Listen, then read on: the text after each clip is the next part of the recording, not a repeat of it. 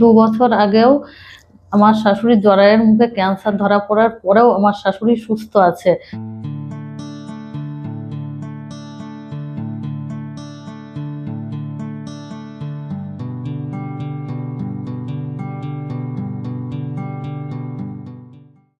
আমার নাম সাধনা বিশ্বাস। আমার বাড়ি কৃষ্ণনগর বাসিন্দার আমি। আমার হচ্ছে জরানারী মানে জুনিদ্বারে রক্তপাত দেখা দিয়েছিল। তারপরে অনেক ডাক্তার মাক্তার দেখাইয়ে বলেছে হবে না। তারপরে করার পরে স্যার সিটি স্ক্যান করতে দিয়েছিল, বায়োপসি রিপোর্ট করেছিল, জরায়ুতে ক্যান্সার ধরা পড়েছিল। হ্যাঁ, ধরা পড়ার পরে স্যার অপারেশন করে। তারপরে আমি এরকম কাজকর্ম করতে ডাক্তারবাবু বলছিল তুমি কি সব কাজকর্ম করো? আমি বলছি কি হ্যাঁ, বাড়িতে গরু আছে, গোবর টবর সব ফেলি। তা বলছে দুধ হয় কত গ্রাম? বলছি 10-15 কেজি করে হয়।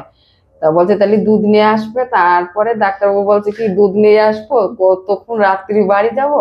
তারপরে আমরা বাড়ি সেটা চিন্তা ভাবনা করেছি, দুধ নিয়ে গেলে ডাক্তারবাবু কত রাত্রি বাড়ি যাবে।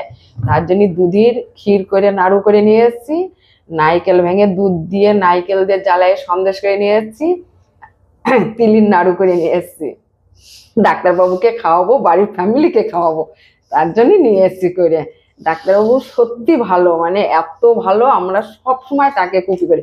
কিন্তু আমার ডাক্তারবাবু এত ভালো সে বলার মতন। আমার বাড়িতে রাত দিন কান্না কাটি, সবাই আমার ছেলে বলো সবাইকে বলেছিল যে বাঁচবে না, ক্যান্সার হয়েছে, বাঁচবে না। কিন্তু ডাক্তারবাবু ক্যান্সার অপারেশন করে দিয়েছে, কিন্তু আমাকে দিয়ে কেমো কিচ্ছু লাগেনি।